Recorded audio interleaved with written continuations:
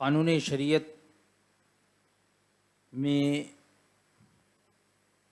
ایک نیا بیان، موت اور قبر کا بیان۔ آج انشاءاللہ اس کا درس ہوگا۔ ہر شخص کی عمر، اس کا وقت، اس کی اجل، اس کی موت مقرر ہے، نہ اس سے گھٹ سکتی ہے نہ بڑھ سکتی ہے۔ یہ عقیدہ ہے۔ ہر ایک کا وقت، ہر ایک شخص کی عمر مقرر ہے۔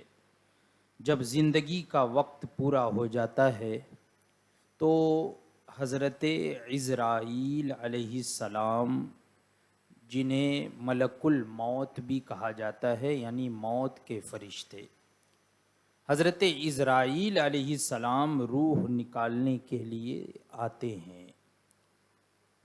شخص کے پاس روح قبض کرنے کے لیے، نکالنے کے لیے آتے ہیں۔ اس وقت مرنے والے کو دائیں بائیں جہاں تک نظر جاتی ہے فرشتے ہی فرشتے نظر آتے ہیں۔ مرنے والے کو ہر جانب، اپنے دائیں بائیں آگے پیچھے ہر طرف فرشتے ہی فرشتے دکھائی دیتے ہیں۔ مسلمان کے پاس رحمت کے فرشتے ہوتے ہیں اور کافر کے پاس عذاب کے فرشتے ہوتے ہیں۔ وہ جب ایک دم بالکل نزع کا وقت، موت کا وقت آ جاتا ہے تو پھر حال کھل جاتا ہے، حقانیت واضح ہو جاتی ہے، حق اور باطل میں فرق نظر آ جاتا ہے کہ کیا حق ہے، کیا غلط ہے، کیا صحیح ہے، یہ سب کچھ سمجھ میں آ جاتا ہے۔ فرماتے ہیں اس وقت کافر کو بھی اسلام کے سچے ہونے کا یقین ہو جاتا ہے، لیکن اس وقت کا ایمان معتبر نہیں۔ اب دیکھ لیا اس نے ایمان، کہتے ہیں ایمان بالغیب کو، بغیر دیکھے ایمان لانا، یہ ہے اصل ایمان۔ اب تو دیکھ لیا، سب کچھ نظر آ رہا ہے، تو اس وقت کا ایمان معتبر نہیں ہے۔ یعنی موت آنے سے چند لمحہ پہلے جب ہر چیز واضح نظر آنے لگی، اب اگر اس نے توبہ کی یا ایمان لایا تو اس وقت کا ایمان معتبر نہیں، کیونکہ ایمان تو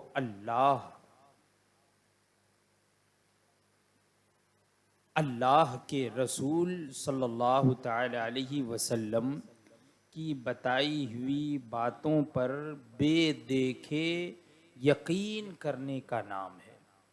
اسی کا نام ایمان ہے۔ بغیر دیکھے حضور نے ہمیں بتایا، ہم نے یقین کر لیا، اس پر ایمان لے آئے، اسی کا نام ہے ایمان بالغیب۔ اور اب تو فرشتوں کو دیکھ کر ایمان لاتا ہے، اس لیے ایسے ایمان لانے سے کوئی مسلمان نہیں ہوگا۔ روح جب نکالی جاتی ہے تو مسلمانوں کی روح آسانی سے نکالی جاتی ہے، اور اس کو رحمت کے فرشتے عزت کے ساتھ روح کو لے جاتے ہیں، عزت کے ساتھ لے جاتے ہیں، آسانی سے نکالی جاتی ہے۔ اور کافر کی روح بڑی سختی سے نکالی جاتی ہے، اور اس کو عذاب کے فرشتے بڑی ذلت سے لے جاتے ہیں۔ اللہ تبارک و تعالی ہم تمام لوگوں کو ہر طرح کے کفر و شرک، ہر طرح کی گمراہی سے محفوظ رکھے۔ مرنے کے بعد روح کسی دوسرے بدن میں جا کر پھر پیدا نہیں ہوتی۔ کچھ لوگ یہ کہتے ہیں نا کہ فلاں کی روح فلاں میں آ گئی، یہ ہندوؤں کا یہ ایک عقیدہ ہے جسے وہ لوگ آوا گون کہتے ہیں، یعنی روح جو ہے وہ فلاں میں آ گئی، فلاں میں آ گئی، پھر سے آ گیا۔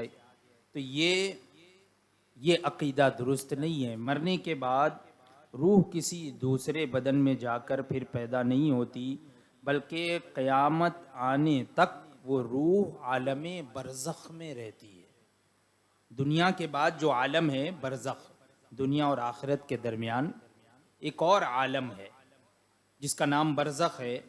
اور مرنے کے بعد سے لے کر قیامت آنے تک تمام انسانوں اور تمام جنوں کو عالم برزخ میں جو ہے وہ حسب مراتب رہنا ہوتا ہے، یعنی جیسا ان کا درجہ ہوتا ہے اسی طریقے سے وہاں پر ان کا رہنا ہوتا ہے، ویسے ہی وہ رہتے ہیں۔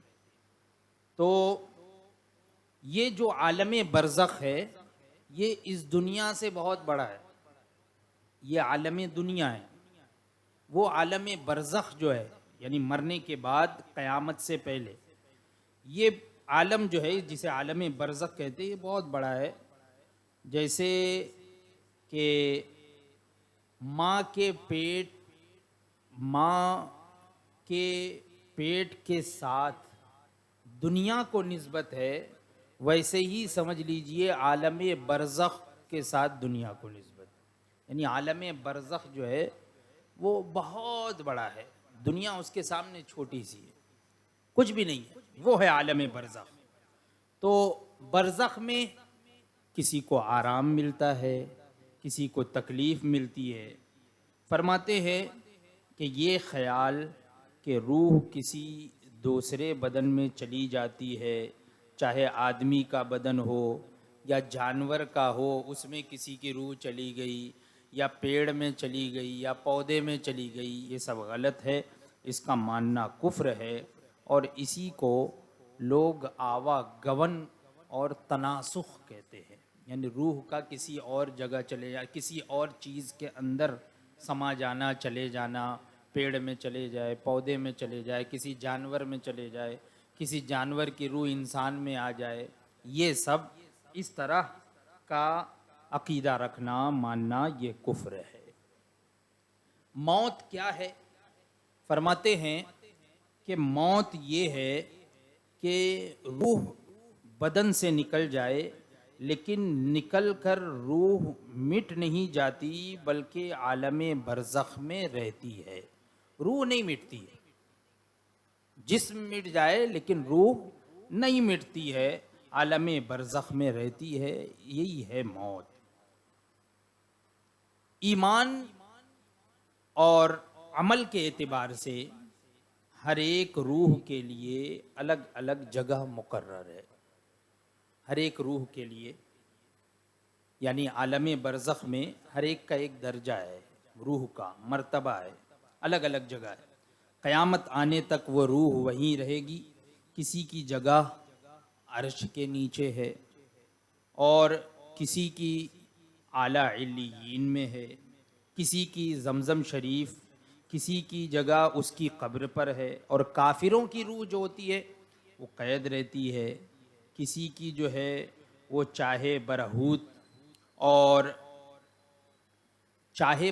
یہ ایک کنواں ہے، یمن میں واقع ہے ایک کنواں، تو اس کے بارے میں یہاں ذکر کیا جا رہا ہے کہ جو کافروں کی روح ہوتی ہے وہ اس کنویں میں قید رہتی ہے، اور اسی طریقے سے فرماتے ہیں کہ کسی کی سجین میں، کسی کی اس کی مرگھٹ یا قبر پر، یعنی کسی کی جو ہے وہ سجین میں قید رہتی ہے، جہنم کی ایک وادی ہے سجین، قرآن پاک میں بھی اس کا ذکر آیا ہے، اور کسی کی جو روح ہوتی ہے وہ اس کے مرگھٹ پہ ہی قید ہوتی ہے، یعنی جہاں مردے کو جلایا ولایا جاتا ہے تو اسی جگہ پہ قید ہو جاتی ہے، یا قبر میں دفن کیا گیا ہے، ڈھکیلا گیا ہے تو اس کے اندر وہ قید رہتی ہے۔ لیکن مسلمانوں کی روح تو وہ درجے کے اعتبار سے جتنی اونچی ہو، اعلیٰ علیین میں، یعنی جنت کے نہایت بلند و بالا جو مکانات ہیں انہیں اعلیٰ علیین کہا جاتا ہے۔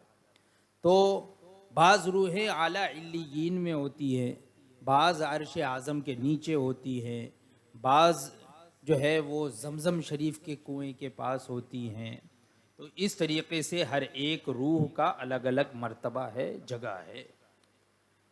اب رہ گئی بات کہ روح مرتی ہے یا نہیں، تو فرماتے ہیں کہ بہرحال روح مرتی یا مٹتی نہیں ہے بلکہ روح باقی رہتی ہے، روح نہیں مرتی، روح باقی رہتی ہے، اور جس حال میں بھی ہو جہاں کہیں بھی ہو اپنے بدن سے ایک طرح کا لگاؤ رکھتی ہے. یعنی روح بدن سے تو نکل گئی، اب جس جگہ بھی ہو، جیسے کہ میں نے بتایا فلاں کی روح فلاں جگہ، فلاں کی روح فلاں جگہ، کہیں بھی روح رہے لیکن اس کا ایک کنیکشن اس کے جسم کے ساتھ، بدن کے ساتھ رہتا ہے. اگرچہ بدن بالکل ختم ہو جائے لیکن باریک باریک ذرات باقی رہتے ہیں. باریک باریک ذرات جو نظر نہ آ سکے خوردبین سے بھی باقی رہتے ہیں، اور بدن سے اس کا تعلق بھی باقی رہتا ہے. روح کا بدن کی تکلیف سے روح کو بھی تکلیف ہوتی ہے، اور بدن کے آرام سے روح آرام پاتی ہے. جو کوئی قبر پر آئے تو روح اسے دیکھتی بھی ہے اور اسے پہچانتی بھی ہے. یعنی قبر پر اگر آئے گا کوئی ایصال ثواب کر رہا ہے، قبر پر آ رہا ہے، سلام کر رہا ہے، دعا کر رہا ہے، تو روح اسے دیکھتی ہے، پہچانتی ہے، اس کی بات سنتی ہے. اور مسلمان کی نسبت تو حدیث شریف میں آیا کہ جب مسلمان مر جاتا ہے تو اس کی راہ کھول دی جاتی ہے، جہاں چاہے وہ جائے. اس کے راستے کھول دیے جاتے ہیں، جہاں چاہے روح جائے. حضرت شاہ عبد العزیز صاحب علیہ رحمت و رضوان لکھتے ہیں کہ روح را قرب و بعد مکانی یکساں است. یعنی روح کے لیے کوئی جگہ دور یا نزدیک نہیں بلکہ سب جگہ برابر ہے. یہ دور اور نزدیک ہونا یہ تو جسم کے ساتھ ہے. ہم یہاں بیٹھے ہیں تو فلاں جگہ بہت دور ہے، فلاں جگہ نزدیک ہے، یہ جسم کے ساتھ ہے. روح کے لیے دوری نزدیکی نہیں ہے، سب برابر، سب برابر ہے. یعنی روح ہر ایک کو دیکھتی اور پہچانتی بھی ہے. جو یہ مانے کہ مرنے کے بعد روح مٹ جاتی ہے وہ بد مذہب ہے. روح نہیں مٹتی ہے، یہ یاد رکھیے گا. یہ بھی عقیدہ اہل سنت میں سے ہے کہ روح کبھی نہیں مٹتی. مردہ کلام بھی کرتا ہے، اس کی بولی عوام جن اور انسانوں کے سوا حیوانات وغیرہ سنتے بھی ہیں. یعنی عام انسان اور جنات اسے نہیں سن پاتے، ان کے علاوہ جو دوسرے جانور وغیرہ ہیں وہ لوگ بھی مردے کی آواز سنتے ہیں. مردے بولتے بھی ہیں، ان کی بولی عوام کو سنائی میں نہیں آتی لیکن وہ بولتے ہیں.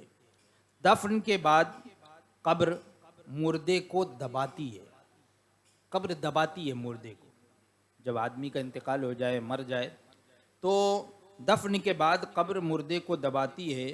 مومن اگر ہے، ایمان والا ہے، تو اس کو بھی قبر دباتی ہے، اور کافر ہے تو اس کو بھی قبر دباتی ہے.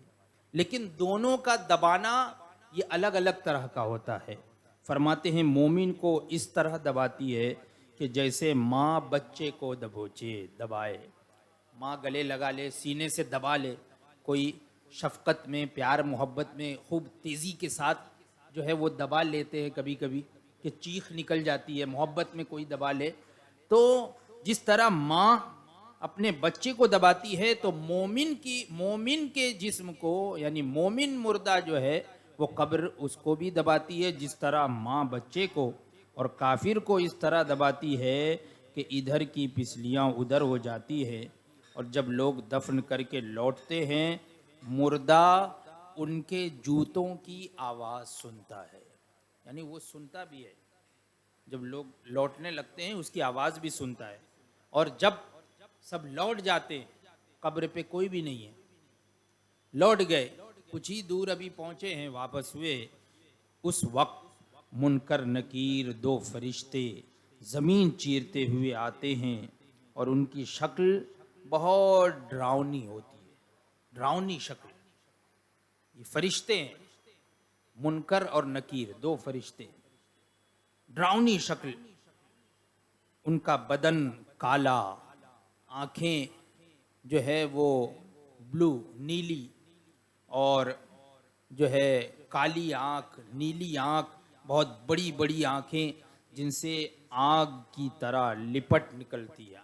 آنکھوں سے جو ہے وہ ایسی لپٹ، آگ خوب تیز آگ جل رہی ہو تو قریب پہنچو تو کیسے اس سے آنچ نکلتی ہے، تو آنکھ کی طرح ویسے ہی لپٹ نکلتی ہے. ان کے ڈراؤنے بال سر سے پاؤں تک، ان کے دانت بڑے بڑے ہیں جن سے زمین چیرتے ہوئے آتے ہیں اور مردے کو جھنجھوڑتے ہیں. جیسے کہ کوئی سو جاتا ہے تو کیسے کوئی اٹھائے جھنجھوڑ کر، تو جھنجھوڑتے ہیں اور جھڑک کر اٹھاتے ہیں، ڈانٹ کر جھڑک کر اٹھاتے ہیں، اور بہت سختی کے ساتھ بڑی کڑی آواز سے یہ 3 سوال کرتے ہیں. پہلا سوال من ربو کا، یعنی تیرا رب کون ہے. دوسرا سوال ما دینو کا، تیرا دین کیا ہے. اور تیسرا سوال ما کنت تقول فی ھذا الرجل، کہ اس شخصیت کے بارے میں تو کیا کہتا تھا، تو اس شخص کے بارے میں دنیا میں کیا کہتا تھا.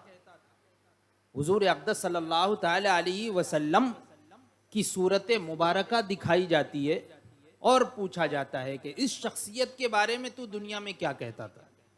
مردہ اگر مسلمان ہے تو پہلے سوال کا یہ جواب دے گا، یعنی تیرا رب کون ہے، تو کہے گا ربی اللہ، میرا رب اللہ ہے. اور دوسرے سوال کا جواب ما دینو کا، تیرا دین کیا ہے، تو اس کے جواب میں کہے گا دینی الاسلام، میرا دین اسلام ہے.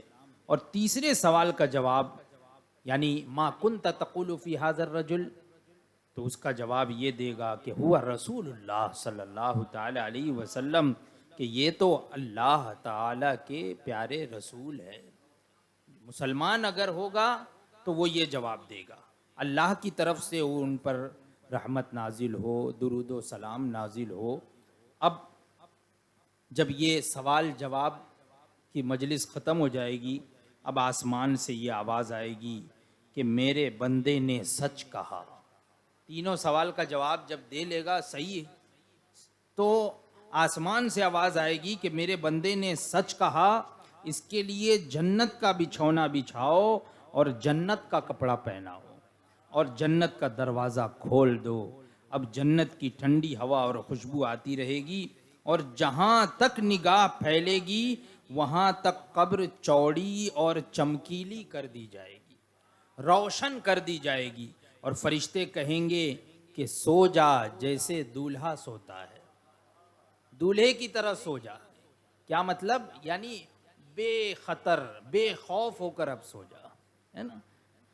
یہ نیک پرہیزگار مسلمانوں کے لیے ہوگا ایسا. اور گنہگار اگر ہیں تو گنہگاروں کو ان کے گناہ کے لائق عذاب بھی ہوگا، ایک زمانے تک عذاب ہوگا. پھر بزرگوں کی شفاعت سے یا لوگوں کے ایصال ثواب کی وجہ سے، یعنی لوگ جو دنیا میں ہوں گے اسے ایصال ثواب کریں گے، تو ایصال ثواب اور دعائے مغفرت سے یا محض اللہ تبارک و تعالیٰ کی مہربانی سے یہ عذاب اٹھا لیا جائے گا. لیکن اگر گنہگار ہوگا تو حق تو یہی ہے کہ اس پر عذاب ہوگا. اور پھر جب عذاب اٹھ جائے گا تو وہ چین ہی چین ہوگا. اور اگر مردہ کافر ہوگا تو پھر سوال کا جواب وہ نہیں دے پائے گا، اگرچہ دنیا میں وہ رٹ لے، یاد کر لے کہ مجھے یہ جواب دینا ہے، لیکن وہاں پہ اس کو کچھ بھی یاد نہیں آئے گا. تینوں سوالوں کے جواب میں وہ کیا کہے گا؟ کہتے ہیں سوال کا جواب نہ دے سکے گا اور کہے گا ہا ہا لا ادری، ہائے افسوس مجھے تو کچھ بھی معلوم نہیں، میں کچھ نہیں جانتا ہوں، یہی کہے گا.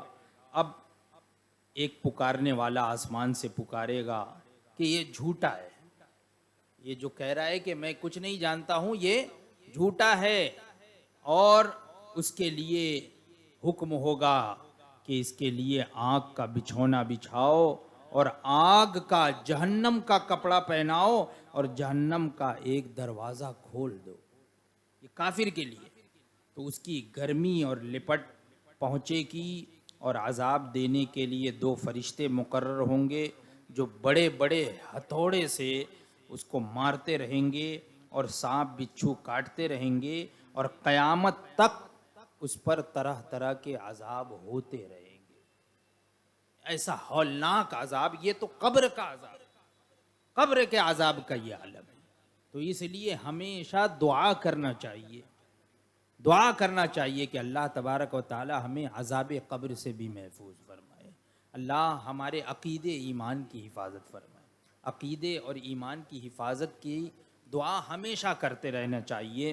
حضرات، انبیاء کرام علیہ السلام سے قبر میں نہ تو سوال ہو نہ انہیں قبر دبائے۔ یہ سوال اور جواب یہ امتیوں سے ہے۔ انبیاء کرام علیہ السلام سے نہ قبر میں سوال ہو نہ انہیں قبر دبائے، اور سوال تو بعض امتیوں سے بھی نہیں ہوگا۔ امتیوں میں سے بھی بعض حضرات ایسے ہیں کہ جن سے قبر میں سوال نہیں ہوگا، جیسے جمعہ اور رمضان میں مرنے والے مسلمان کے قبر کا سوال ان سے نہیں ہوگا۔ قبر میں آرام اور تکلیف کا ہونا یہ بھی حق ہے، سچ ہے، حق ہے، اس پر بھی عقیدہ اور ایمان رکھنا یہ ضروری ہے۔ اور یہ عذاب اور ثواب یہ بدن اور روح دونوں پر ہے، یعنی جو عذاب ہوگا، جو ثواب ملے گا، جو خوشخبری، جو خوشیاں ملیں گی، تو یہ سب یہ بدن اور روح دونوں کو ملے گا، دونوں پر ہے۔ بدن اگرچہ گل جائے، جل جائے، خاک میں مل جائے، مگر اس کے اصلی اجزاء قیامت تک باقی رہیں گے، انہی پر عذاب و ثواب ہوگا، اور انہی پر قیامت کے دن پھر بدن بن کر تیار ہوگا۔ یہ اجزاء، یہ کہاں کے اجزاء ہیں؟ انسانوں کے یا کوئی بھی ہو جو مر جائے تو ریڑھ کی ہڈی میں کچھ ایسے باریک بہت ہی چھوٹے چھوٹے اجزاء ہیں جو کسی خوردبین سے بھی نہیں دیکھے جا سکتے، اور نہ ہی انہیں آگ جلا سکتی ہے، نہ زمین گلا سکتی ہے۔ یہی بدن کے بیج ہے، بدن اسی سے بنتا ہے، یہ بدن کے بیج ہیں۔ انہی اجزاء کے ساتھ اللہ تبارک و تعالی بدن کے اور حصوں کو جمع کر دے گا جو راکھ یا مٹی ہو کر ادھر ادھر پھیل گئے، اور پھر وہی پہلا والا جسم واپس بن جائے گا۔ اسی ریڑھ کی ہڈی کے ایک جز سے پھر سے وہ بدن بن جائے گا، اور روح اسی جسم میں آ کر قیامت کے میدان میں آئے گی، اور اسی کا نام حشر ہے۔ اب اسی سے یہ بھی معلوم ہو گیا کہ قیامت کے دن روحیں اپنے پہلے ہی بدن میں لوٹائی جائیں گی، نہ کہ دوسرا بدن۔ یہ ہمارا جو بدن ہے، اسی بدن کے ساتھ ہم قیامت کے دن آئیں گے، نہ کہ کوئی دوسرا بدن ہوگا، کیونکہ وہ جز اجزاء، باریک باریک اجزاء وہ باقی رہیں گے قیامت تک، اور پھر اسی سے دوبارہ بدن بنے گا۔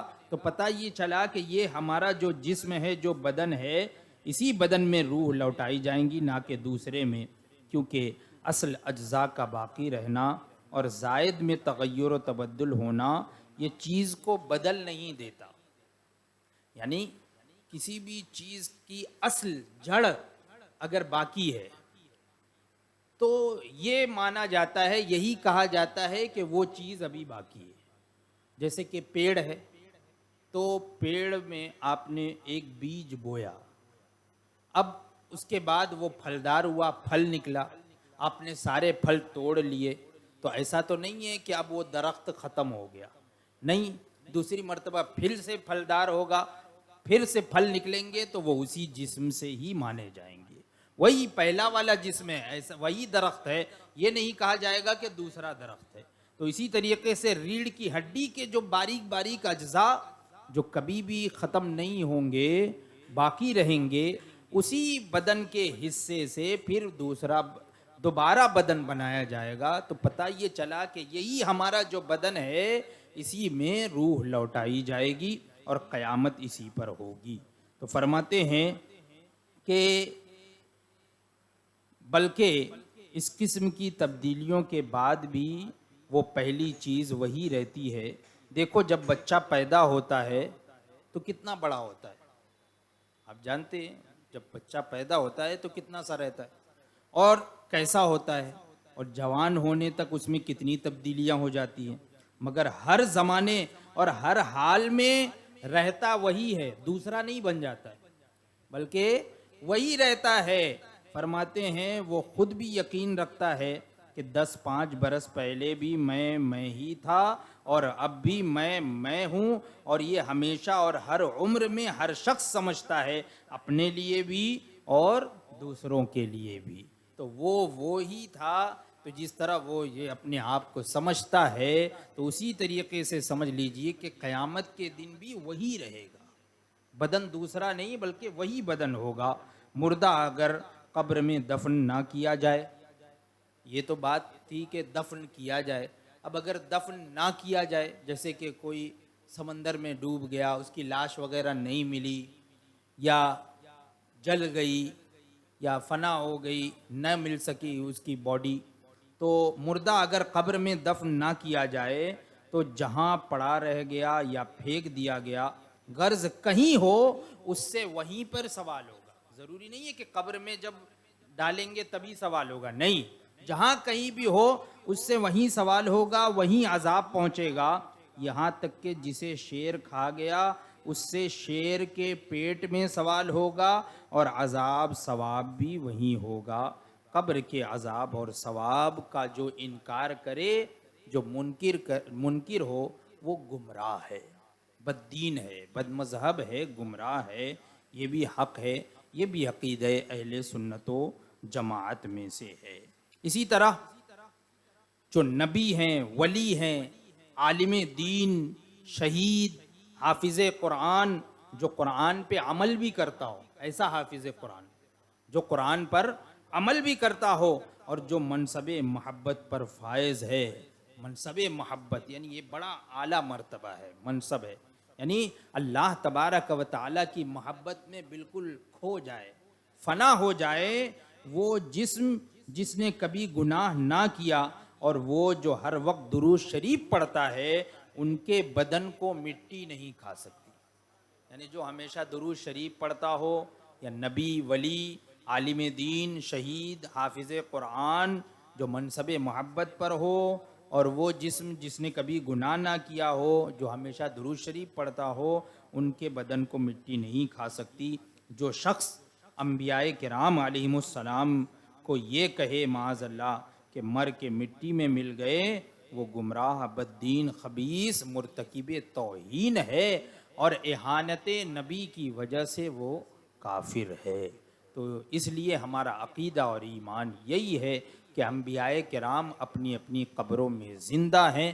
خود حضور اقدس صلی اللہ تعالی علیہ وسلم ارشاد فرماتے ہیں، فَنَبِيُّ اللَّهِ حَيٌّ يُرْزَقُ، کہ اللہ کے نبی اپنی اپنی قبروں میں زندہ ہیں اور رزق بھی دیے جاتے ہیں۔ تو یہ چند باتیں موت اور قبر سے متعلق، چند عقائد، ضروریات دین، ضروریات اہل سنت سے جو تھے، میں نے بتا دیے۔ انشاءاللہ تبارک و تعالی آئندہ قیامت سے متعلق، قیامت کے آنے کے حال اور قیامت کی نشانیوں سے متعلق انشاءاللہ آئندہ بیان کیا جائے گا۔